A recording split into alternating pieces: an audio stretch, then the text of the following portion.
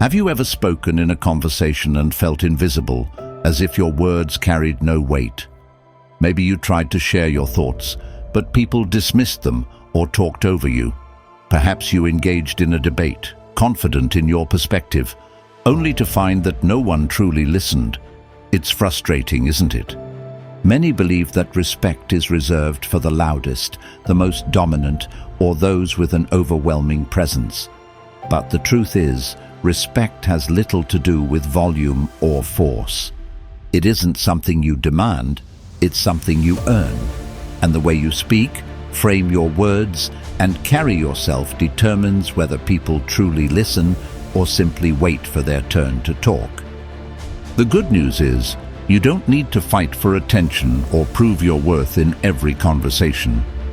By mastering a few essential principles, you can naturally command respect, influence others, and make every word count, without being aggressive or overbearing.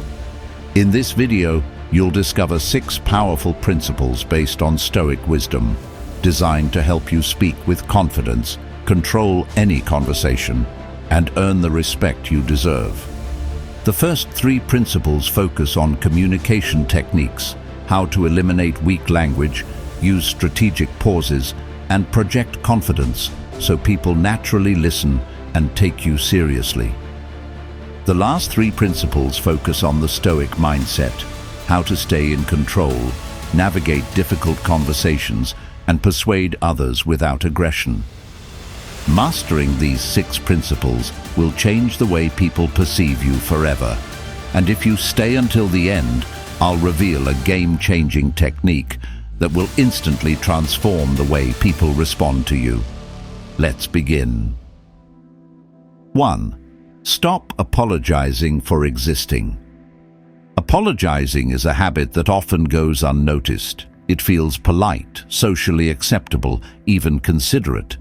Yet, it slowly chips away at your presence, making you smaller in the eyes of others. Have you ever found yourself saying, "Sorry, can I just add something?" before sharing your thoughts? Or, "Sorry to bother you," when approaching someone with a question? These small phrases may seem harmless, but over time they create a pattern, one that signals uncertainty, hesitation, and a lack of confidence. When you apologize unnecessarily, you subconsciously communicate that your words are an inconvenience. You tell others that your presence needs justification. The problem is, people will treat you accordingly. If you act as though your contributions are not significant, others will start to believe it. The more you diminish yourself in conversation, the easier it becomes for people to talk over you, dismiss your ideas, and overlook your presence entirely. Now, this is not about eliminating all apologies. When you make a mistake, when you have hurt someone, when you truly need to take responsibility for an action, then yes, an apology is warranted. But most of the time, people apologize not because they have done something wrong, but because they feel uncomfortable asserting themselves. They use sorry as a buffer, as a way to soften their presence, to avoid seeming too direct. They fear being perceived as rude, difficult, or demanding. And so they shrink. But confidence and respect are not built on shrinking.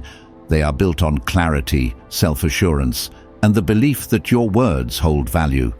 Imagine stepping into a conversation and simply stating what you need to say without prefacing it with an apology.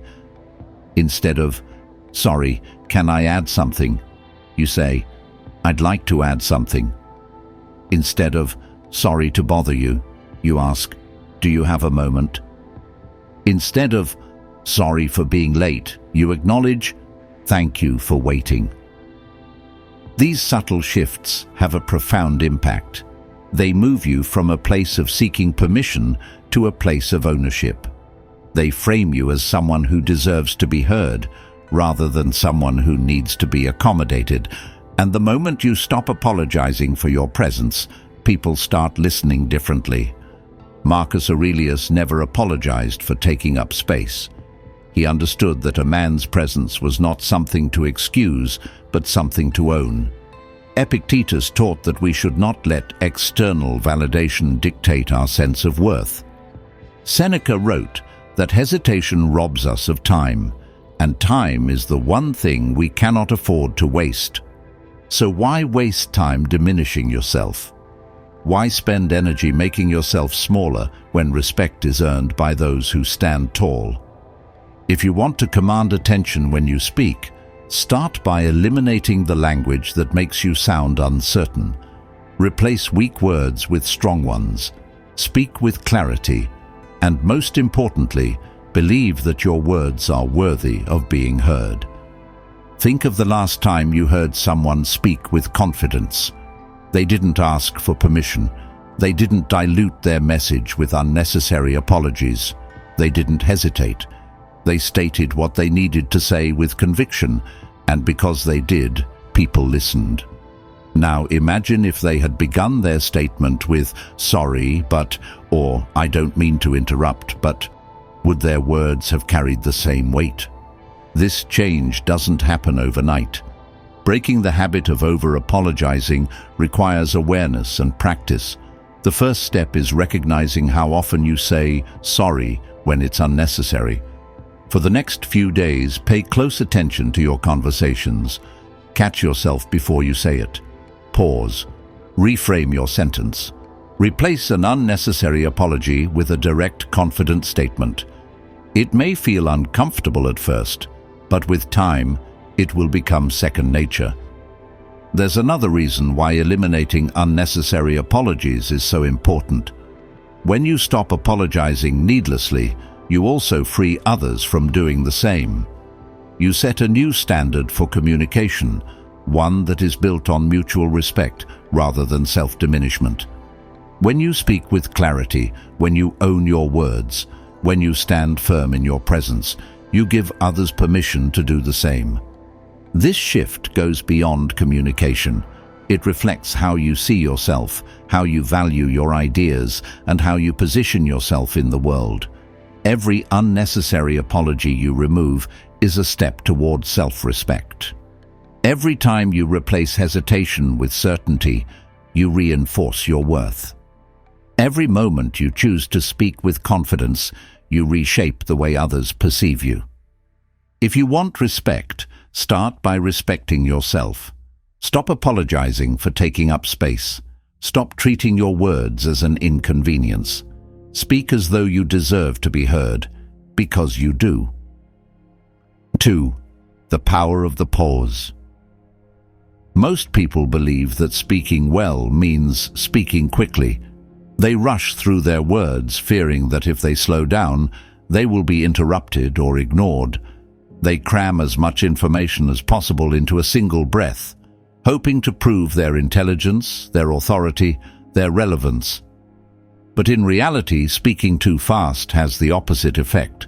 It diminishes your presence and weakens your impact. When you rush through your words, you give people no time to process what you are saying. Your voice becomes background noise, blending into the constant stream of information that floods their minds.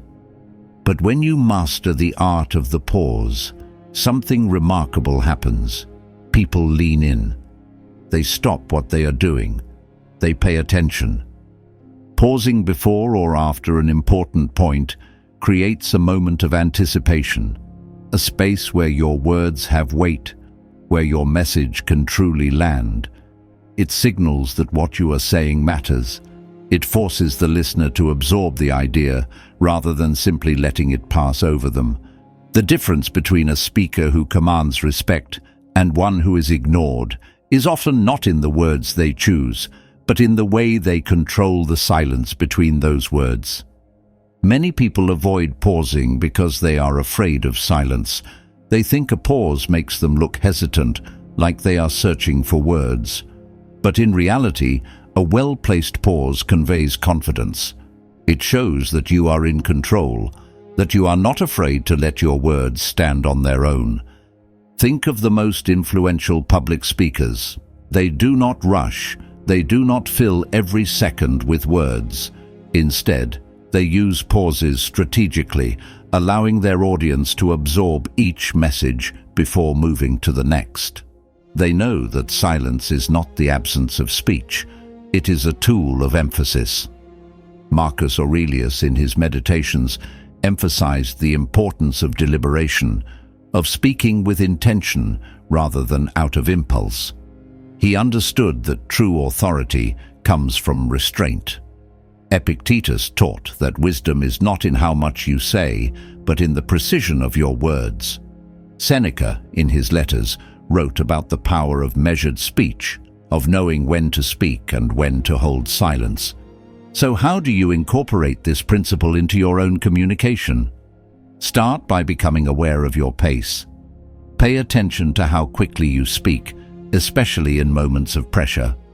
When you find yourself rushing, slow down deliberately. Before delivering an important point, pause for 2 to 3 seconds. Let the silence build anticipation. Let your words settle in the minds of your listeners. If you are skeptical, try this simple exercise. The next time you make a statement, pause immediately after and observe how people react.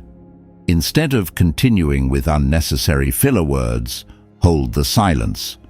Watch as people naturally give you their attention, as they instinctively wait for what you will say next. At first, it may feel uncomfortable. You may feel the urge to fill the gap, to explain, to justify, but resist that urge. The pause is your ally. The more you practice, the more natural it will become. Over time, you will notice that people respond to you differently. They will listen more intently. They will respect your words, not just because of what you say, but because of how you say it. This shift is especially powerful in difficult conversations. When emotions run high, people tend to speak faster, trying to assert control. But a calm, deliberate pace disrupts that cycle.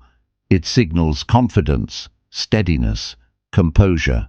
In negotiation, in leadership, in personal discussions, those who control the pace of the conversation control the conversation itself. There is a reason why the wisest individuals in history have always spoken slowly, intentionally, with calculated pauses. It is not because they lack words, it is because they understand that true power is not in speaking more, but in speaking with presence. If you want to be respected, do not compete for attention with noise. Instead, use silence as a tool. Master the pause.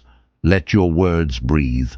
Speak as though every sentence matters, because it does. 3. Speak with certainty. Eliminate hesitation from your voice. Many people undermine themselves without even realizing it. They don't do it through their words, but through the way they say them.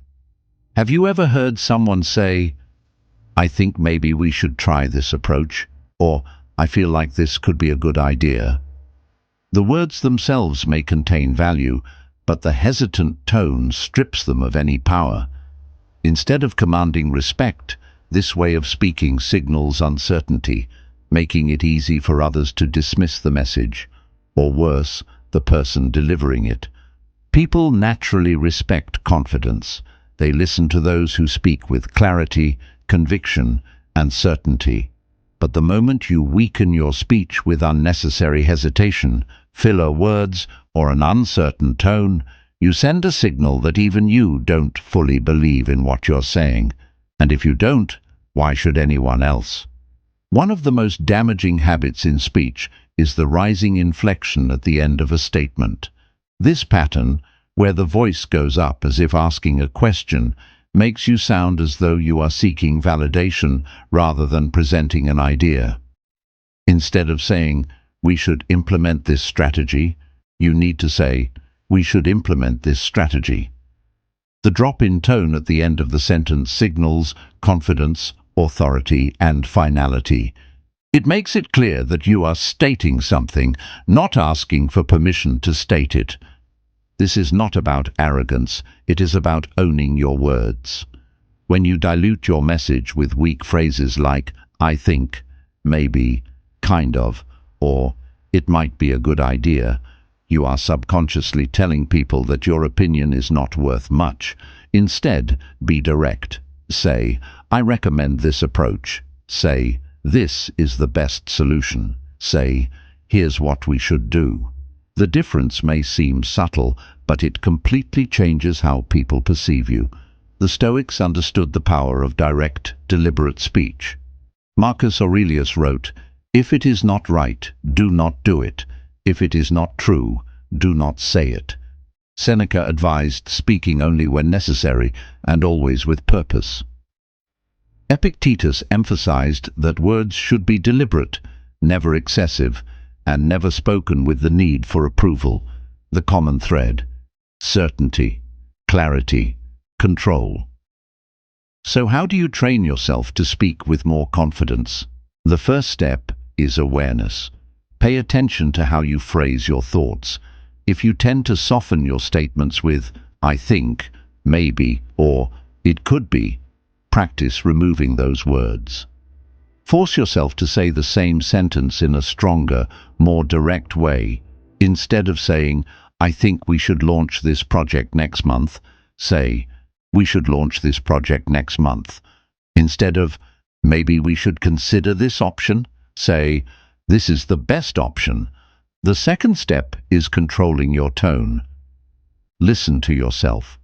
Are you raising your pitch at the end of statements, making them sound like questions? If so, start consciously lowering your tone at the end of sentences. This simple adjustment immediately makes you sound more authoritative. It removes the subconscious plea for validation and replaces it with certainty. If you want to test this, try an experiment. Record yourself saying the same sentence twice, once with an uncertain, questioning tone, and once with a firm, confident delivery. Then listen back. The difference is undeniable. The stronger version automatically commands more respect. Speaking with confidence is not just about how others perceive you, it is about how you perceive yourself. When you train yourself to eliminate hesitation from your speech, you will begin to feel more certain, more in control. Your words will start to shape the way you think, and soon the confidence in your voice will become confidence in your actions. It will feel unnatural at first.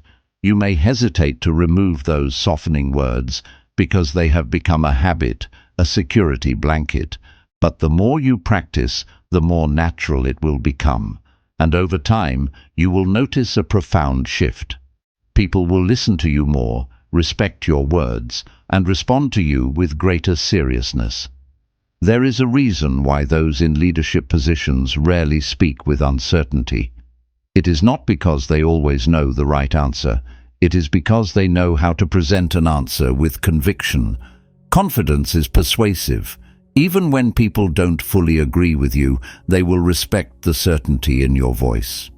If you want to be heard, if you want to be respected, start by eliminating the questioning tone, the weak phrasing, and the hesitation from your speech. Replace uncertainty with decisiveness. Speak as though your words carry weight, because they do. 4. Listen before you counter. One of the biggest mistakes people make in conversations and debates is the immediate urge to counter, correct, or challenge someone the moment they disagree. The impulse is understandable. After all, when you strongly believe in something, it's natural to want to defend your perspective. But here's the problem. When you rush to prove someone wrong, they are far less likely to actually hear what you're saying. Instead of engaging in a productive discussion, the conversation escalates into an argument where both sides are more focused on winning than understanding. People don't change their minds because they are told they are wrong. They change their minds when they feel heard and respected. If you want people to listen to your point of view, you first need to show them that you understand theirs.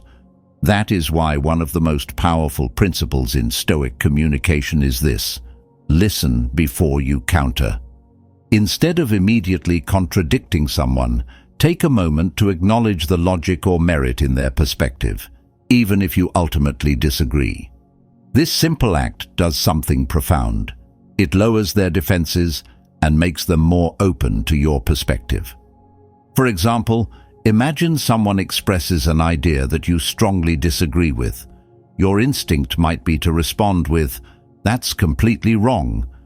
But what if instead you paused and said, "I see where you're coming from, and I think you make a good point about X. However, I believe that." Do you see the difference? The second response doesn't invalidate the other person, it acknowledges them, and when people feel acknowledged, they are far more willing to listen. This approach is not about agreeing with everything, it is about respecting the conversation enough to engage with it thoughtfully. Marcus Aurelius, one of the greatest Stoic philosophers, emphasized this when he wrote, "It is possible to be correct without being cruel." True strength in communication is not about overpowering someone's argument, it is about guiding the conversation toward clarity and mutual respect. Epictetus, another great Stoic thinker, advised that we should listen more than we speak, because nature has given us 2 ears and 1 mouth, so that we may hear more and talk less. A person who listens first and speaks second is always more persuasive than the one who dominates the conversation without consideration. But how do you put this into practice? Start by being fully present when someone else speaks.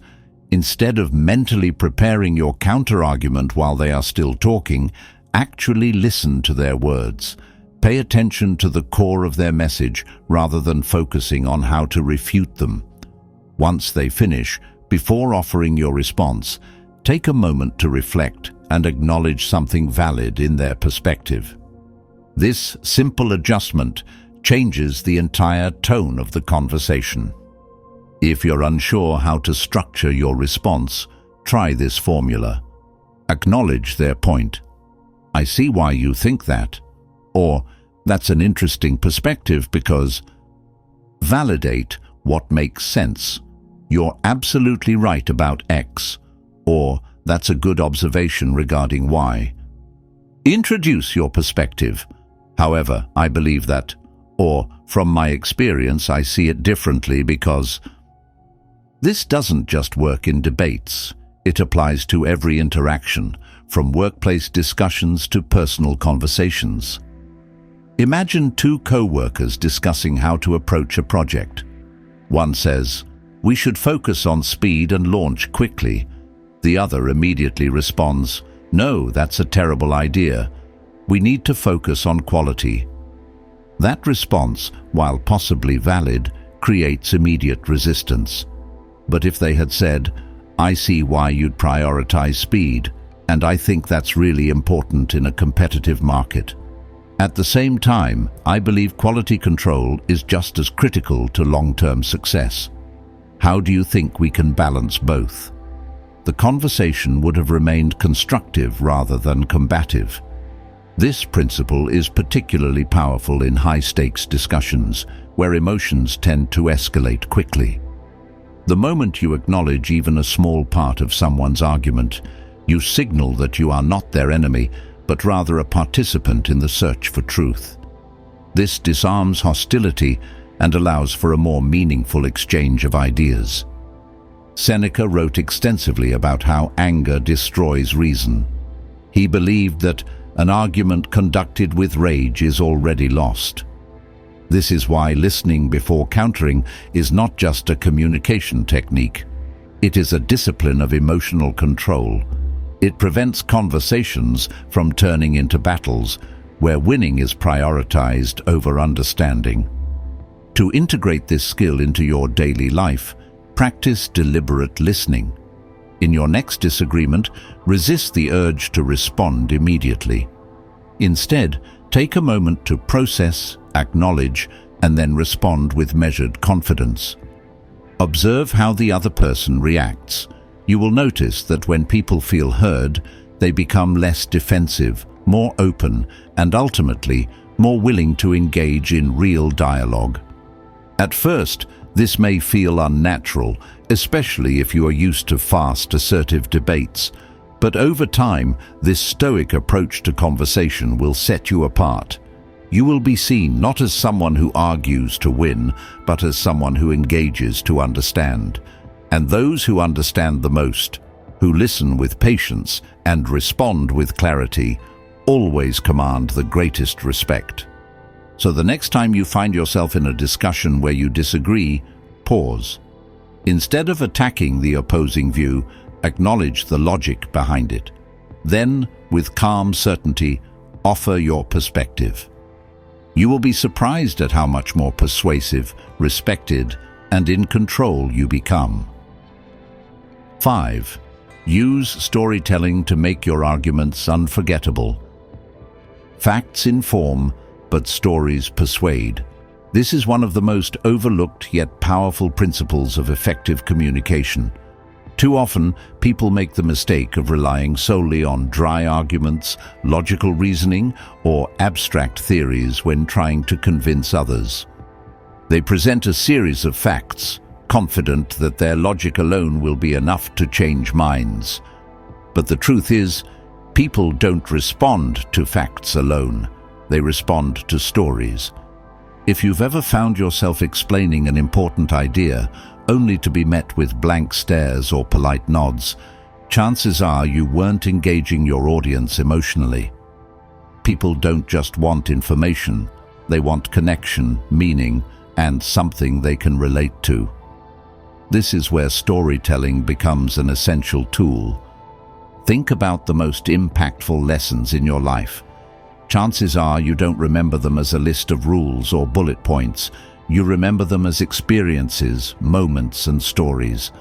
That's because storytelling engages the brain in a way pure logic never can.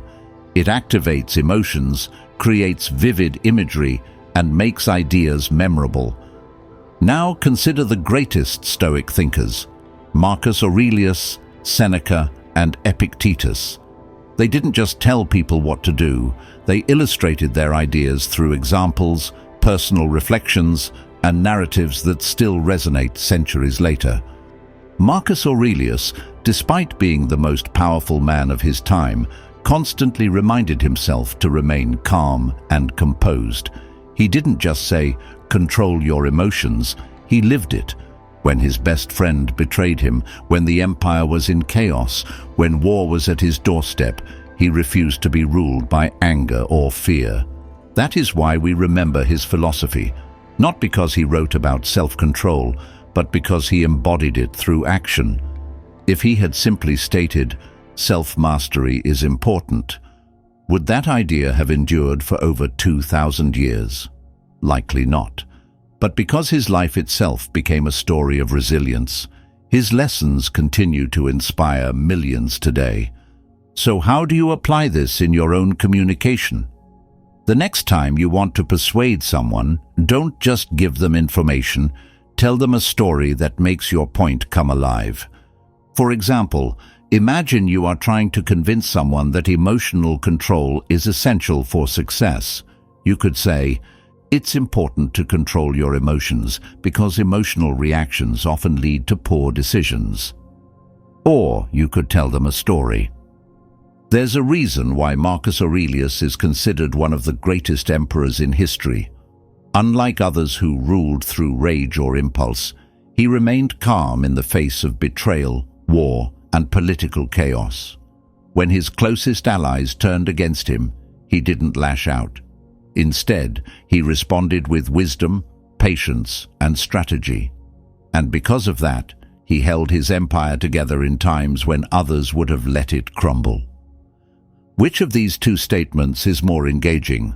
The story, without a doubt. It transforms the principle of emotional control from an abstract idea into something real, something human, something that matters. This technique works in every area of life, whether you're leading a team, giving a speech, or simply trying to persuade a friend. Storytelling instantly makes you more compelling. It doesn't matter if you're in business, education, or personal relationships. People will always be more drawn to stories than to plain arguments. And it's not just about history or philosophy. You can use storytelling in your own life experiences. Suppose you want to inspire someone to push through hardship.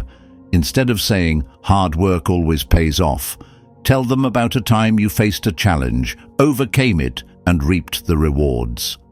Seneca understood this well. He once wrote, "Difficulties strengthen the mind, as labor does the body." But instead of leaving it at that, he shared countless stories of individuals who grew stronger through adversity. He showed, rather than just told. That's why his wisdom still resonates today. The key to storytelling is making it relatable. A story doesn't need to be dramatic to be effective. It just needs to create a connection between the idea and the audience. Even a simple personal anecdote can have more impact than a well-reasoned argument if it's told with sincerity. If you're unsure where to start, try this simple practice. The next time you want to convince someone of something, pause for a moment and think, do I have a real-life example or a story that illustrates this point? If you do, lead with that. If not, find one. History, literature, and personal experiences are full of stories waiting to be told. At first, this may feel unnatural, especially if you're used to a more direct, fact-based approach. But as you practice, you'll start to see the difference. People will engage more, remember more, and connect more deeply with what you're saying. The reason storytelling is so powerful is simple. Humans are wired for stories. From the earliest myths to modern-day films, we learn best through narratives. Stories shape how we see the world, how we understand ourselves, and how we connect with others. So the next time you have something important to say, don't just give facts. Tell a story that makes your point unforgettable. If you master this, you won't just be someone who speaks. You'll be someone who moves people, inspires them, and earns their respect effortlessly. 6. Stay calm, even when provoked. The ultimate Stoic strength. Nothing tests your self-control more than being challenged, insulted, or provoked. When someone criticizes you, raises their voice, or tries to push your buttons, your instinct is to respond immediately, to defend yourself, to prove them wrong, to fire back with an even sharper remark. But in that moment, you have already lost control.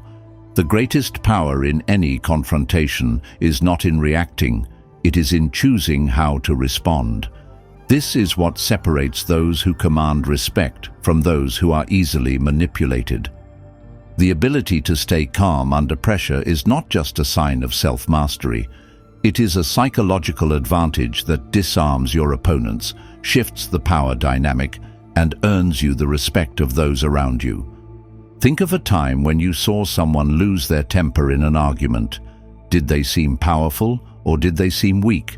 Anger, no matter how justified, always makes you look less composed, less rational, less in control.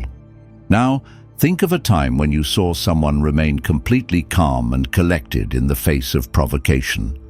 That level of restraint creates a commanding presence, a quiet confidence that forces others to take you seriously. Marcus Aurelius, one of the greatest Stoic leaders, faced relentless political attacks, betrayals, and even assassination attempts. Yet he never allowed himself to be ruled by anger.